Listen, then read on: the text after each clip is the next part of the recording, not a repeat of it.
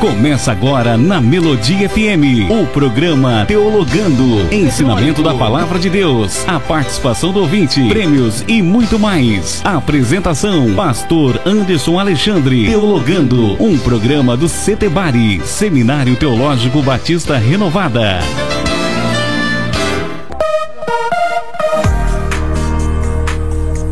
Olá, seja muito bem-vindo, seja muito bem-vinda ao programa Teologando aqui na Melodia 100.5 FM, tocando o seu coração.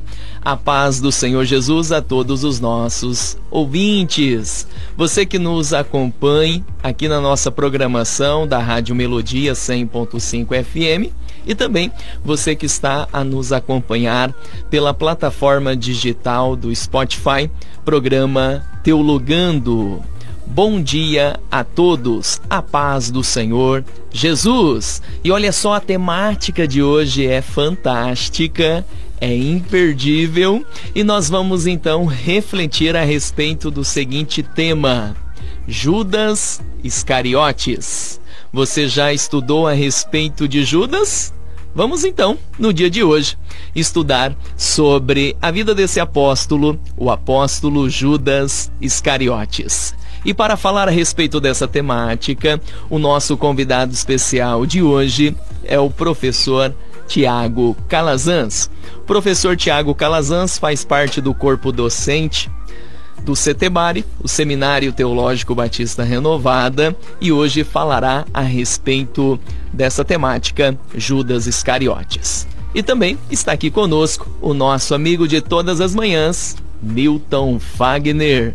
Seja muito bem-vindo, Newton Fagner. Muito bom dia, pastor Anderson Alexandre. Muito bom dia mais uma vez aos nossos ouvintes que estavam nos acompanhando aí na programação São de Foco. Agora estamos ao vivo aqui com o programa Teologando, claro, com muita coisa boa para você, ouvinte de Melodia FM 100,5. Então fica ligado, você que está sintonizado da 100,5 e também aí nas plataformas digitais. Pastor Anderson Alexandre. Muito obrigado, Newton Fagner. E também está aqui conosco o professor Luiz Henrique, que é responsável pelo Setebari EAD, o nosso tutor pedagógico. Professor Luiz Henrique, seja muito bem-vindo. Muito obrigado, pastor Anderson. Muito bom dia, nossos queridos ouvintes. Newton Fagner, pastor Anderson, pastor Tiago. Muito obrigado, professor Luiz Henrique. E para falar a respeito dessa temática, Judas Iscariotes, o apóstolo, conhecido como aquele que traiu a Cristo. O convidado especial para hoje é o professor Tiago Calazans, que tem uma vasta experiência em teologia bíblica, formação em teologia, formação em história, pós-graduado em teologia, pós-graduado em política, e é o convidado de hoje. Professor Tiago Calazans, seja muito bem-vindo. Muito obrigado pelo convite, pastor Anderson Alexandre. Uma alegria, um bom dia para todos os nossos queridos ouvintes. Um bom dia também para o Newton Fagner, que está conosco, o diácono Luiz Henrique e o meu Pietrão. Meu Pietrão está aqui comigo, meu filhão. Uma alegria estar recebendo todos aqui. Você está ouvindo Teologando, um programa do Setebari, Seminário Teológico Batista Renovada. E hoje com a temática Judas Iscariotes, o apóstolo que traiu a Jesus Cristo. E para falar a respeito desse tema, o nosso professor Tiago Calazans. Mas olha só, nós temos uma enquete e a sua participação é de suma importância. Participe, você pode enviar uma mensagem de texto, uma mensagem de áudio, curta, objetiva, mas envie. Participe, fale o seu nome, o local em que você está e dê a sua contribuição. Nós temos o nosso WhatsApp, que é 44997022625, e a sua participação é muito importante. Newton Fagner, qual é a enquete do dia? Pastor Anderson Alexandre, a enquete de dia com esse tema vamos trazer hoje aqui, pastor Tiago Calazans. Na sua opinião, querido ouvinte de Melodia, existe a possibilidade de Judas ter sido salvo?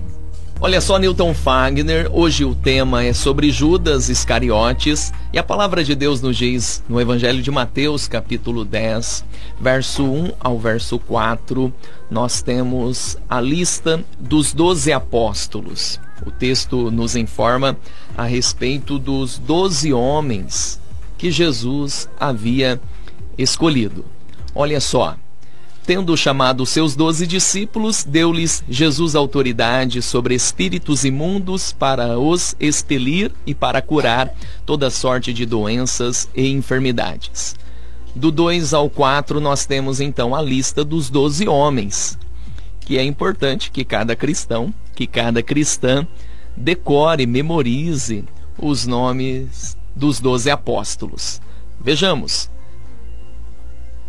Os nomes dos 12 apóstolos são estes: primeiro Simão, por sobrenome Pedro, e André, seu irmão, Tiago, filho de Zebedeu, e João, seu irmão, Filipe e Bartolomeu, Tomé e Mateus, o publicano, Tiago, filho de Alfeu, e Tadeu, Simão o Zelote e Judas Iscariotes, que foi quem o traiu.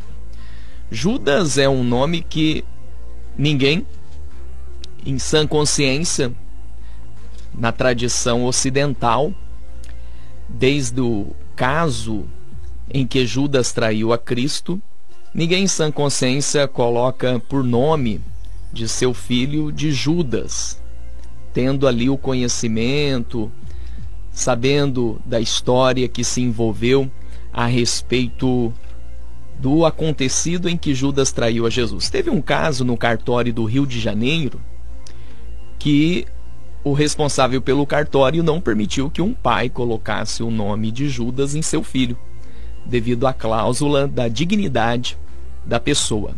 E o pai queria pôr o nome de Judas, o Tadeu, em referência a um outro apóstolo, o Tadeu, que também se chamava Judas, Judas Tadeu. E o responsável pelo cartório não permitiu, isso aconteceu no Rio de Janeiro, devido à manutenção da dignidade da criança, e o responsável dialogou com o pai e não permitiu.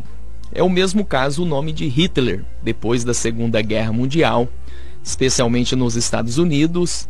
Era muito comum o nome Hitler na lista de telefone, e depois da Segunda Guerra Mundial, as pessoas deixaram então de utilizar esse nome Hitler, porque Hitler, Judas são nomes que se associam às ações de seus protagonistas, e esses nomes ficaram manchados. E é a respeito de Judas Iscariotes que nós vamos falar hoje. Eu quero perguntar ao nosso professor Tiago Calazans sobre a seguinte pergunta: professor, Judas foi predestinado a trair Jesus? Muito bem, queridos ouvintes, exatamente isso que o pastor Anderson comentou, né? O nome de Judas ficou marcado na história e marcado também biblicamente. Talvez poucos nomes em toda a Bíblia nós temos como uma referência tão negativa como o nome de Judas. Eu costumo pensar que Judas não é mais um substantivo. Substantivo é aquilo que dá nome às coisas, né? Substantivo simples, o substantivo próprio, que é o que dá nome às coisas. Mas Judas veio a se tornar um adjetivo. Então, quando você fala que a pessoa é Judas, você não está chamando ela pelo nome, mas você está adjetivando esta pessoa, e com uma forma muito negativa de adjetivar. Está falando que essa pessoa realmente não é uma boa pessoa. E quando nós olhamos para a tradição bíblica, quando nós olhamos para a revelação bíblica, nós vamos perceber que a traição, o ato de trair, já estava sendo pronunciado pelo próprio Senhor Jesus. O Senhor Jesus Cristo, quando conversava com os seus discípulos, ao alertar a forma de morte que ele deveria morrer, ele alertava sobre esse aspecto da traição. Quando Jesus está conversando com os seus discípulos, em João capítulo 6, no verso de número 70, ele vai dizer para os seus discípulos: olha, eu chamei os 12, mas um de vocês é o diabo. O próprio Jesus já estava dizendo que teria alguém no meio deles que estaria realizando uma obra profundamente perversa. Quando nós olhamos no livro de Salmos, em especial no Salmo de número 69, fala também sobre a traição e estipula inclusive o preço da traição, 30 moedas de prata, dizendo que existiria um traidor. Então a pergunta que se faz Esse Judas, ele foi escolhido por Deus especialmente para trair. Ele foi predestinado enquanto um ator fundamental para o exercício da traição, para o exercício daquilo que começaria a ser o grande flagelo que Cristo sofreria nos seus últimos momentos na terra até a sua morte. E a pergunta, ela é uma pergunta muito interessante. Mas nós podemos entender, pastor e queridos ouvintes, que na verdade o ato da traição, ele já é um ato que estava sim estipulado no plano da salvação. Por quê? Porque quando nós pensamos em traição, nós estamos falando de algo profundamente vil, algo que fere. Você pode imaginar como deve ser dolorido a traição? E Jesus, conforme diz as Escrituras, que ele passou por todas as formas de tentação, a traição também foi esta grande tentação que Cristo haveria de sofrer. É muito difícil calcularmos, né, como é dolorida uma traição. Só quem passa pela traição pode responder o que significa isso. Pois uma coisa é você ter um adversário que milita contra você, uma coisa é você ter um adversário que declaradamente é contra suas ações, é contra você, mas o difícil é saber que existe uma pessoa que está vivendo juntamente contigo, muito próximo de você, e esta pessoa está calculando friamente uma ação que vai te prejudicar. Isso pode acontecer em um casamento, isso pode acontecer em negócios, isso pode acontecer em amizades, isso pode acontecer em vários aspectos da nossa vida. E sim, a traição era um aspecto que estava vinculado ao grande sofrimento que Jesus haveria de passar. Mas eu costumo pensar que Judas não foi a primeira pessoa que talvez Satanás se interessou. Será que Satanás não se interessou pelos filhos de Zebedeu? Quando a mãe começou a incentivar os filhos ao orgulho próprio, dizendo que um tinha que sentar à direita e outro sentar à esquerda, no caso João e Tiago? Será que Pedro não foi alguém que Satanás olhou e investiu pesadamente para que pudesse ser este ator da traição? Várias vezes Jesus censura Pedro por ele estar dando ocasião para o próprio inimigo. Em Mateus capítulo 16, Jesus repreende Satanás que estava usando Pedro. No Evangelho de João, Jesus fala que Satanás estava peneirando a Pedro. E no caso, o próprio Jesus falou que orou por Pedro para que Satanás não tocasse mais na vida de Pedro. Então eu penso que Judas não foi um ator escolhido para a traição, mas ele foi alguém dentre os 12 que não teve a vigilância necessária, e por este motivo ele foi sim um escolhido, talvez nas etapas finais ali do ministério de Cristo, para executar esta vil tarefa da traição. Jesus foi traído porque estava nas Escrituras que isso deveria acontecer, mas Satanás, como não é onisciente, não é onipresente, ele ficou investindo nos 12 e um caiu. Olha só que interessante, belíssima explicação realizada pelo professor Tiago Calazans aqui no programa Teologando. Você está acompanhando na Rádio Melodia 100.5 FM, tocando o seu coração, e também pela plataforma digital do Spotify, programa Teologando. Que sirva de alerta para mim e para você, que venhamos vigiar, tomar os devidos cuidados, porque Satanás anda ao derredor, rugindo como um leão, procurando alguém para devorar. Olha só, nós temos a enquete do dia e é muito importante a sua participação, e eu quero convidar o Newton Fagner para falar a respeito da enquete do dia. É isso aí, pastor Anderson Alexandre.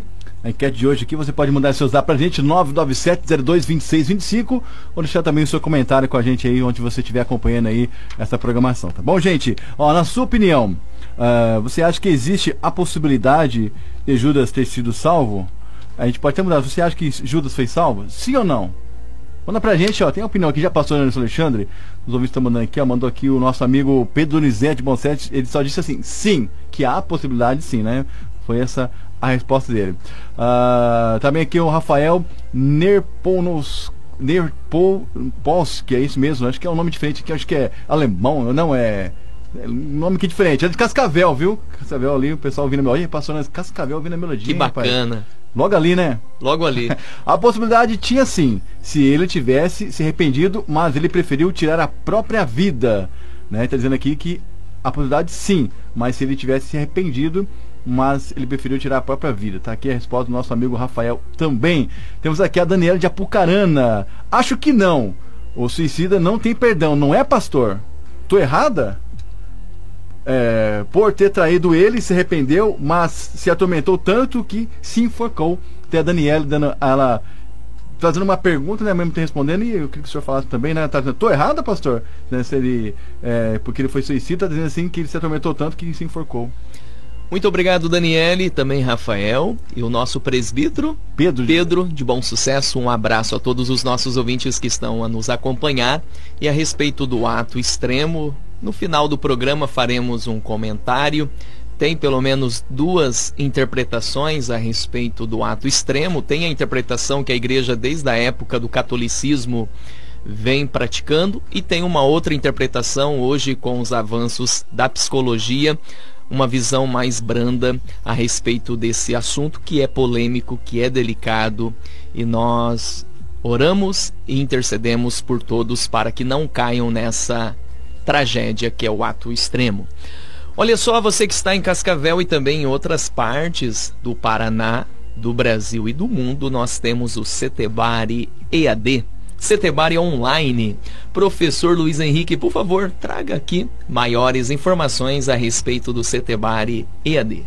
Exatamente, pastor Anderson, pensando em você que mora longe ou você que mora também em Maringá e não consegue se deslocar devido à correria do seu dia a dia, a vir ao Seminário Teológico Batista Renovado aqui no Setebari, você tem a opção online, a opção EAD, a modalidade online.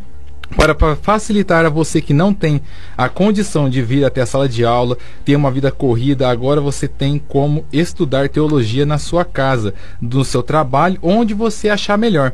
Dentro do corpo docente do Setebari EAD, temos professores altamente qualificados que estão engajados para que você chegue ao conhecimento.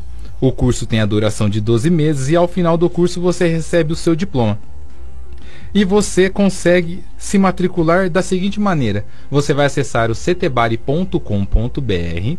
Ali você tem como comprar o curso online, ou você também consegue tirar suas dúvidas acerca do curso conversando via WhatsApp. No lado direito da sua tela tem o ícone do WhatsApp, você clica nele e será redirecionado para conversar com a nossa secretaria. Então, pensou teologia, pensou Setebari. Muito obrigado, professor Luiz Henrique. Nós vamos fazer mais uma pergunta ao professor Tiago Calazans, e depois da resposta do professor Tiago Calazans, nós vamos ouvir uma canção. Mas antes, professor Tiago Calazans, eu quero lhe perguntar: Judas teve alguma relação com os sicários? Esta também é uma das reflexões que são feitas a respeito de Judas, principalmente vinculando ele a sua motivação principal para trair Jesus. Os sicários, eles eram um grupo extremamente nacionalista, que tentava defender a ocupação, defender o território de Israel, o território dos israelenses, dos israelitas, contra as ocupações. Este grupo, na verdade, ele nasceu já na época de uma ocupação estrangeira, começando antes mesmo do período bíblico, antes mesmo do período do Novo Testamento, né? Não do período bíblico, mas do Novo Testamento, no período intertestamentário. E nós temos como um dos grandes nomes a família dos Macabeus, que fizeram ali uma investida contra a ocupação seleucida. Depois dessa ocupação seleucida, nós tivemos também a ocupação romana, e esse grupo ele não se dissipou. Era um grupo que buscava convencer outras pessoas para promover uma grande revolução, uma grande revolta contra o Império Romano, e eles usavam um certo punhal que tinha exatamente a referência a este nome chamado de sicar ou sicários, né? Então cada um estava com a arma em punho para quando desse o grito de revolução, eles pudessem então pegar as suas armas e atacar os soldados e libertar o território de Israel. Acontece que o nome de Judas, Judas Iscariotes, algumas pessoas tentam vincular o nome Iscariotes com esta palavra iscar, né? Ou sicários. E que então Judas poderia ser um desses revolucionários que acompanhou Jesus e viu em Jesus potencial para inflamar as massas, para convencer as pessoas e formar um grande batalhão contra o Império Romano. E quando ele percebe que a mensagem de Jesus, os objetivos de Jesus não eram estes, eram outros, era trazer o reino de Deus, Judas se frustrou profundamente e então decidiu trair Jesus e entregar Jesus para os judeus. Mas na verdade, nós temos uma outra interpretação sobre o nome Iscariotes. Tem a tendência de colocarmos também a província, a região, a aldeia de Iscariotes, aonde ficava na região de Judá, próximo de Jerusalém. Então nós temos essas duas interpretações, e a que mais tem ganhado força é que na verdade Judas, ele não era um sicário, mas sim ele era da cidade ou da aldeia de Cariote, e por isso Judas Iscariotes. E aí nós temos uma informação muito valiosa, é que Judas, se ele é de Cariote, na província de Judá, na região de Judá, ele é o único discípulo de Jesus que não estava vinculado à Galileia. Ou seja, a Galileia é aquela parte mais humilde, é a parte mais pobre, a parte com pessoas com mais sofrimento. E é onde Jesus desenvolveu grande parte, ou a maioria da parte do seu ministério ali, operando, curando e fazendo milagres.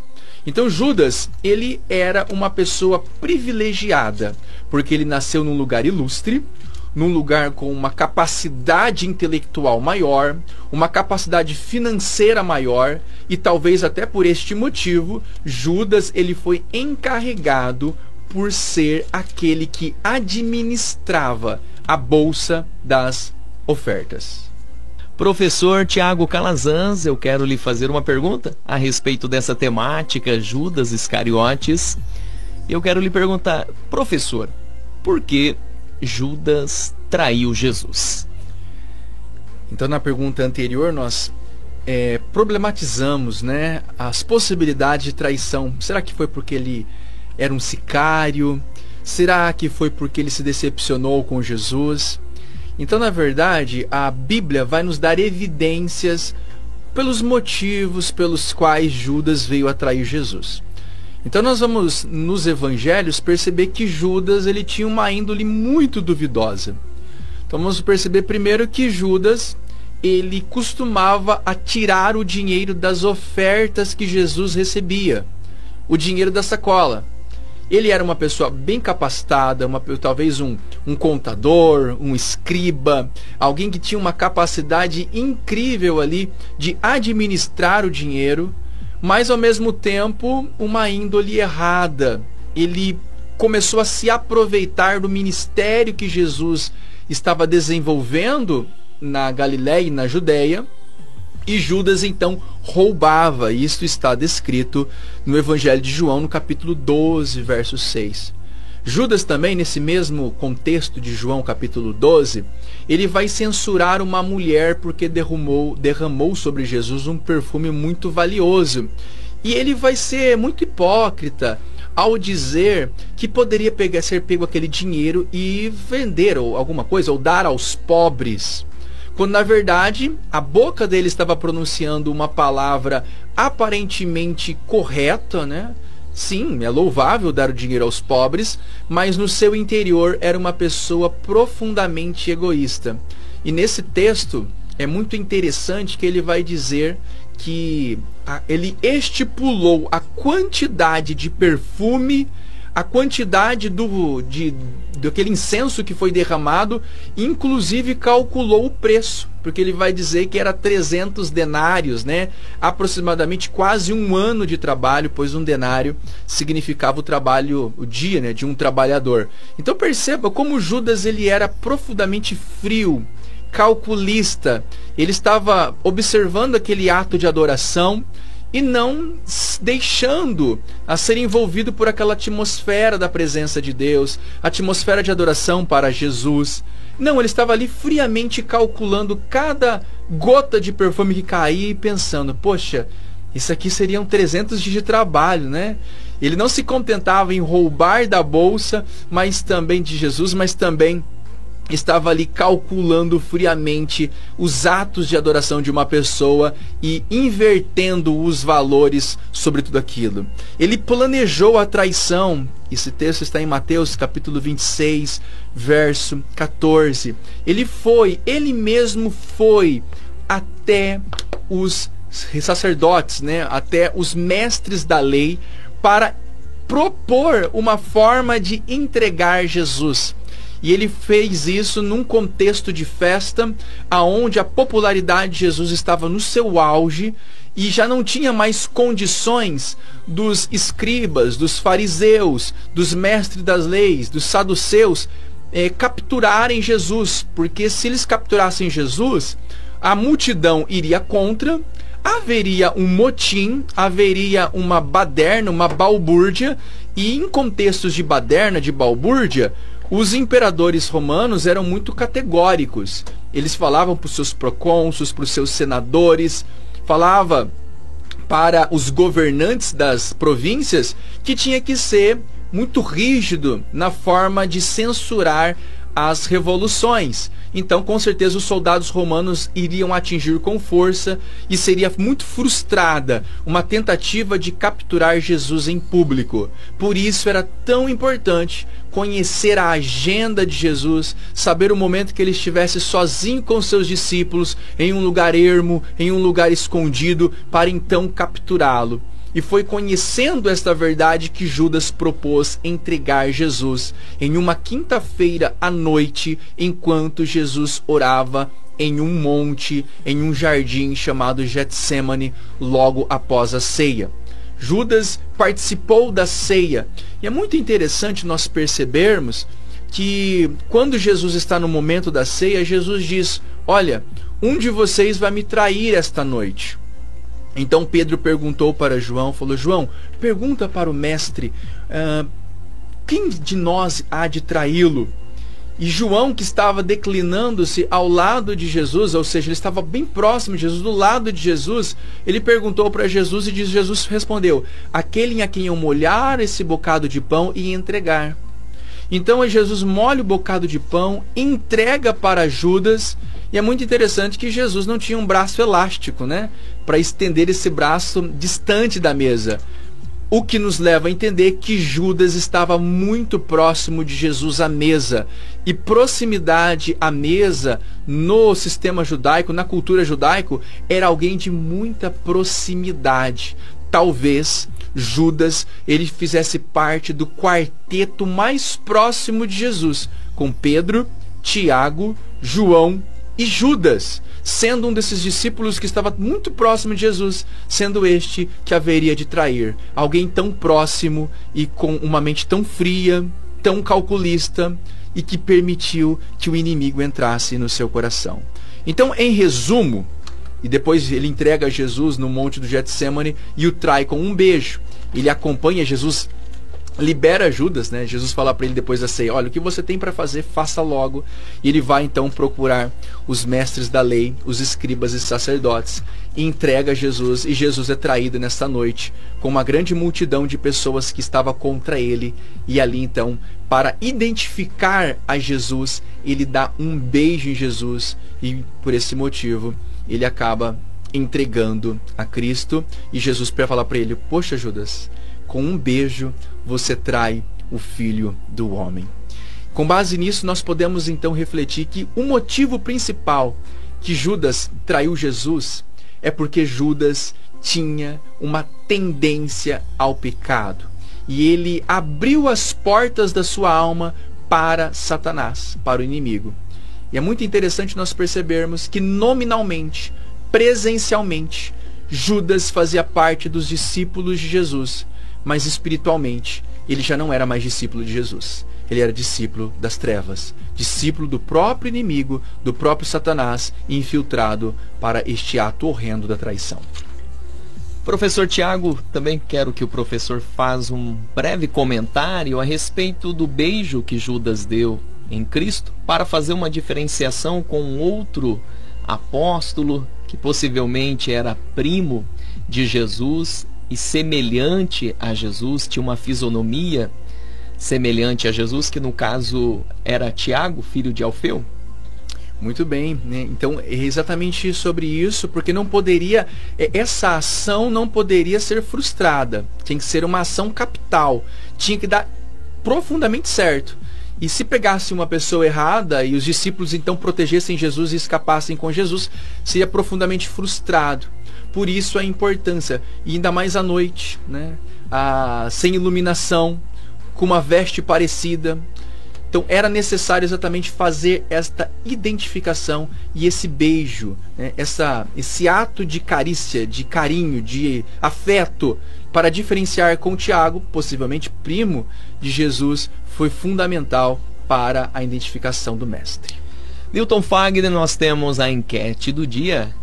É isso mesmo, pastor. Essa é a nossa enquete de hoje. Aí, você que está acompanhando a programação Melodia FM, na sua opinião, existiu a possibilidade de Judas ser salvo, mesmo após aí tudo que nós estamos falando aqui, comentando, né, pastor, explanando aqui, após a traição? Você acha que existiu a possibilidade? Dá tempo aí, manda pra gente aí, 997-02-2625, ou onde você estiver ouvindo agora, você também pode deixar o seu comentário aí com a gente, tá bom? Eu quero mandar um abraço para todos os ouvintes da cidade de Floresta, Itambé, Ivatuba, de modo especial ao professor e pastor Michel, que é pastor da Igreja Batista Renovada. Professor Tiago Calazans, quero fazer a última pergunta, o nosso tempo já está indo embora. Qual é a simbologia de Judas para o cristianismo e outras religiões? Então, como nós comentamos logo no início da transmissão, Judas ficou marcado principalmente por esse aspecto da maldade.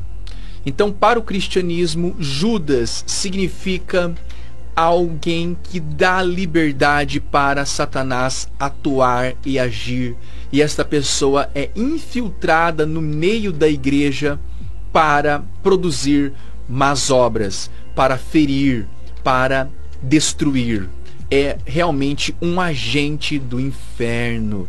Então, Judas morreu, mas existe o espírito de Judas ainda, que é contra a igreja, que é contra Cristo, que é sim o espírito do anticristo. E nós, enquanto servos do Senhor, precisamos estar muito atentos, principalmente às pessoas em que nós delegamos confiança. Porque Judas, ele traiu Jesus e os discípulos não perceberam.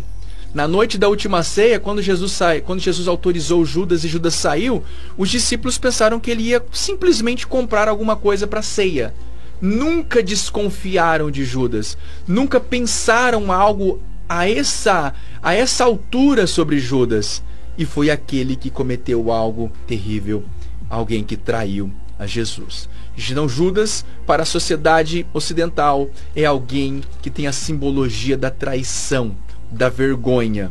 Para as outras religiões, Judas pode simbolizar muitas coisas, mas em especial para a religião satânica, né?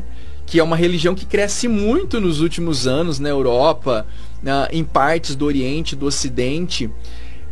Está vinculado a alguém que tem alguma virtude em ir contra os valores cristãos.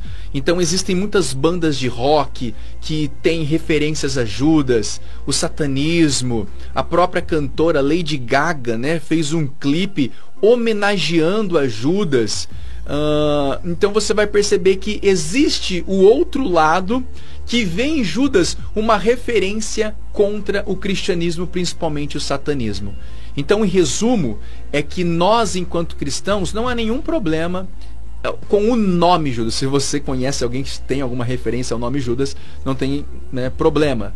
Mas aquilo que Judas representa é algo que a igreja precisa estar sempre muito alerta, porque o espírito do anticristo, o espírito de Judas está conosco, está no nosso meio, né? Não está conosco em comunhão, mas está pulverizado no mundo, e o inimigo é especialista em enviar os seus agentes dentro da própria igreja para destruir internamente a igreja. Muito obrigado, professor Tiago Calazans, pela excelente explicação. Olha só, meu querido ouvinte, minha querida ouvinte, a palavra Judas vem do grego Iudas, que significa abençoado, admirável, notável. E como pode uma pessoa, com suas ações, fez com que o seu nome se tornasse um nome rejeitado? Na época de Jesus, o nome Judas era muito comum, assim como hoje o nome é José, Maria. Nos nossos tempos, esses nomes, José e Maria, são nomes comuns. Isso de modo especial na geração anterior, a geração da década de 80, da década de 90. Era muito comum o nome José e Maria, e semelhantemente o nome Judas era muito comum na época de Jesus. Mas com um ato de Judas, um ato de traição, esse nome de notável, admirável, abençoado, que era o significado do nome Iudas, que vem do grego Iudas, que faz alusão à palavra Yehudá do hebraico, que traz a ideia da tribo de Judá, de um nome notável para um nome rejeitado. E também faz interessante e faz de suma importância observar que na Bíblia nós temos o penúltimo livro da Bíblia, antes de Apocalipse, com o nome Judas. E este Judas não se refere ao apóstolo Judas que traiu a Jesus, mas sim Judas, irmão de Jesus e também irmão de Tiago. Professor Tiago. Agradecer a todos, principalmente uma reflexão final sobre a nossa enquete, né, que nós havemos de comentar. Nós não temos a exatidão da certeza no momento da morte o que acontece com uma pessoa. Mas especialmente no caso de Judas, quando nós lemos Atos, capítulo de número 1, a partir do verso 12, o apóstolo Pedro, ele vai dizer que Judas recebeu a recompensa do seu pecado. Judas recebeu a recompensa do seu pecado. Acho que isso tem uma informação muito importante para nós. Existem alguns caminhos do homem que são irreversíveis. Existem algumas ações humanas que são irreversíveis. Mas na última hora eu me arrependo, eu vou pecar, e na última hora eu decido. Eu vou ter... Será que é possível? Existem pecados que são irreversíveis. Existem algumas ações que não tem como possibilidade. Você depende do Espírito Santo. Não é você que se arrepende. É o Espírito Santo que convence a respeito do arrependimento. Uma pessoa que negou o Espírito Santo a toda a vida, confiando que nos últimos segundos ela poderá ser acolhida por Cristo, é um ledo engano. Você depende do Cristo e depende do Espírito Santo para ser salvo. Não é você que se salva. Então você que está ouvindo essa mensagem hoje e está no pecado, dizendo, não, nos meus últimos minutos, no meu último dia de vida eu me arrependo. Não é bem assim. Alguns pecados são irreversíveis e, como diz a palavra do Senhor em Hebreus, se hoje ouvirdes a minha voz, não endureçais o vosso coração, para que essa mensagem de Deus alcance salvação em sua vida. Que Deus abençoe a todos. Foi uma alegria e satisfação participarmos mais uma vez do Teologando. Muito obrigado, professor Tiago Calazans. Um abraço para o Claudinei Quaresma. Vamos ficando por aqui. Até mais, com a graça de Deus. Você acabou de ouvir o programa Teologando. Volte nos ouvir no próximo sábado.